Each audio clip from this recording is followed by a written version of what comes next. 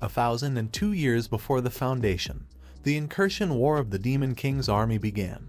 The battlefield was filled with corpses. The monsters appeared, and upon seeing this, one of the priests extended his hands toward the sky and invoked a golden barrier of protection. A large and sharp claw of a monster emerged from the sky and struck forcefully against the barrier, creating a great shockwave that even caused the ground to start breaking apart. Despite the priest using all his strength, the difference in power was too much.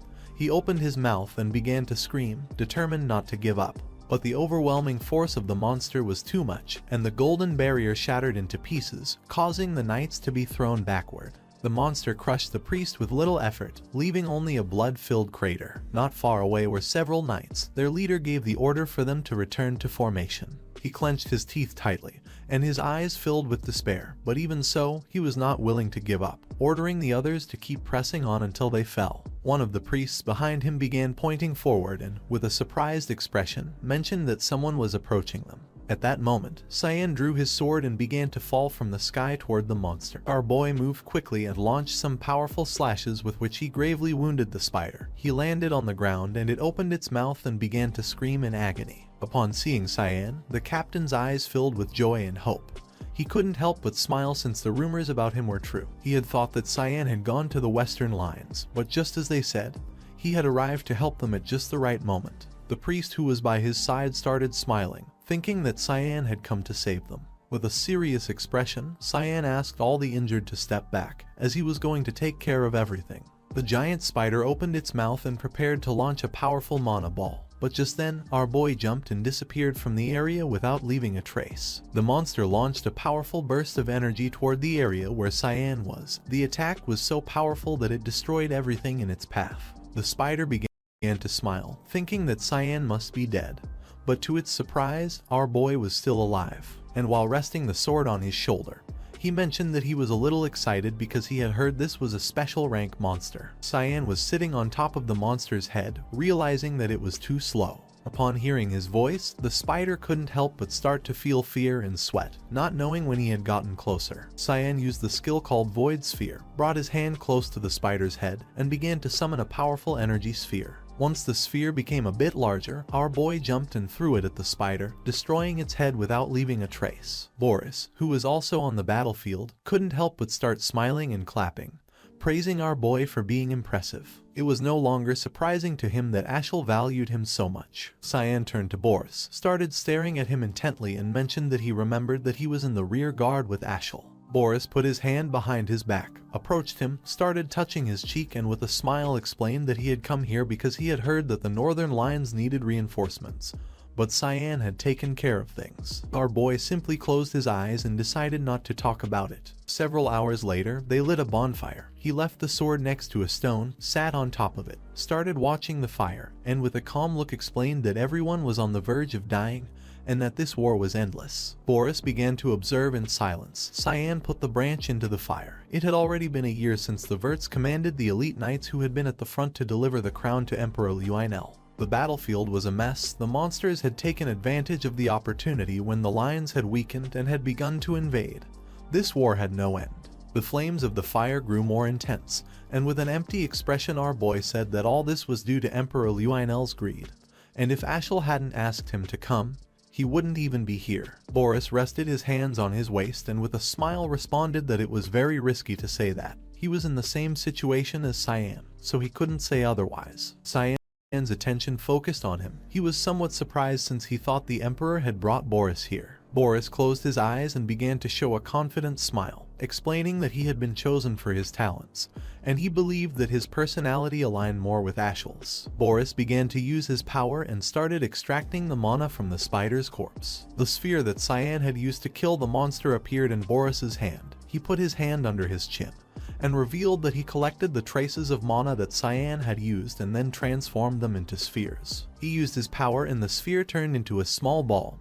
He had the power to store mana. Cyan's mana began to emit fog, and upon seeing this, Boris became somewhat curious, thinking that his mana was unique. The attention of our boy was directed to him. With a confused expression, he asked if there was something wrong with his mana. Boris began to show the mana ball and with an evil smile said that Cyan had great potential, and perhaps he was the person he had been looking for. Cyan's gaze fixed on him. Since then, Boris and Ashel had begun to pursue him. Back to the present, Cyan grabbed Princess Erin's hand, leaving her and the others in shock. With a murderous look, he decided not to make that same mistake again.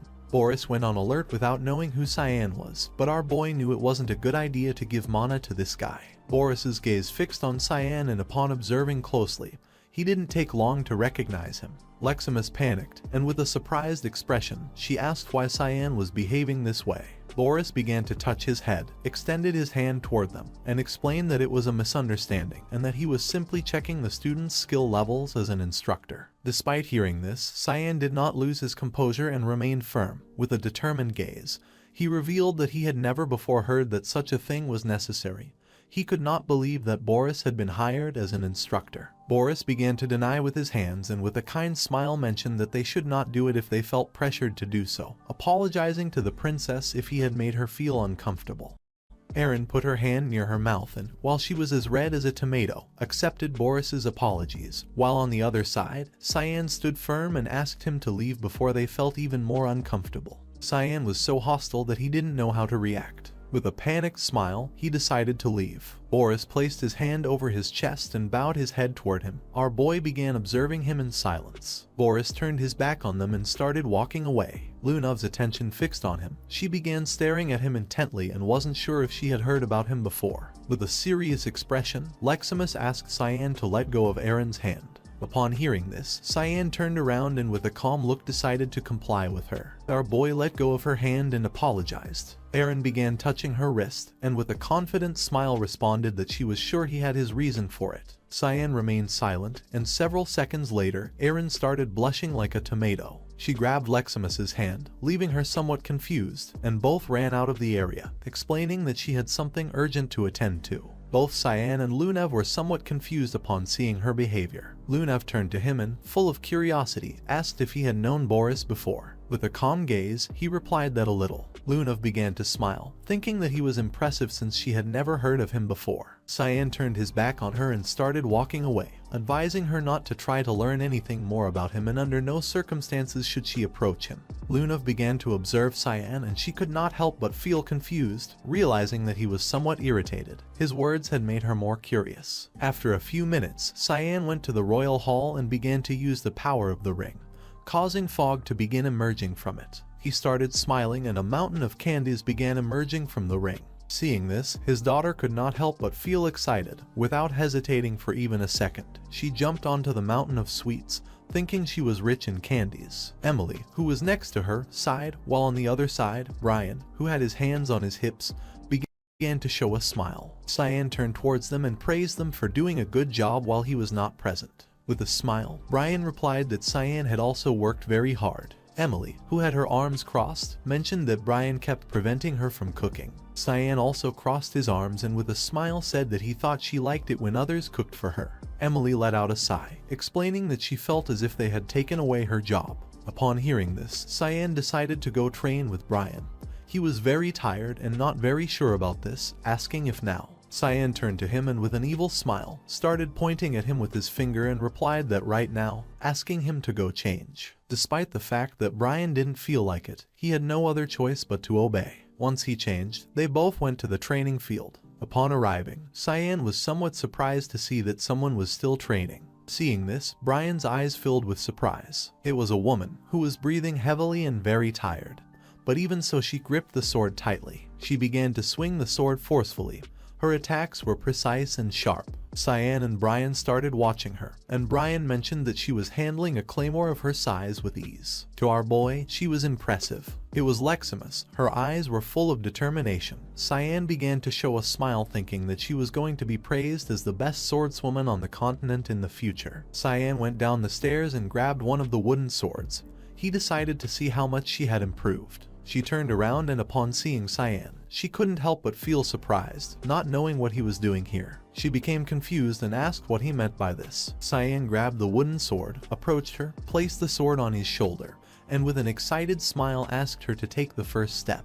Leximus grabbed the sword but panicked. The sword she was carrying was a real sword, while our boy was using a wooden one. She decided to switch to a wooden sword as well. But just before she could finish the sentence, Cyan appeared above her and prepared to attack, leaving her somewhat surprised without knowing what was happening. Cyan attacked, but she put the sword in front and blocked the attack. The swords created sparks, and our boy started staring at her and with a smile praised her for having good reflexes. She began to use all her strength to block the attack and couldn't help but clench her teeth tightly. She panicked, not knowing why Cyan's wooden sword felt so heavy. She counterattacked, making Cyan step back. Once our boy moved away a bit, she gripped the sword tightly and began charging at him. With a determined look, she said that she wasn't going to be gentle with him. This is the end of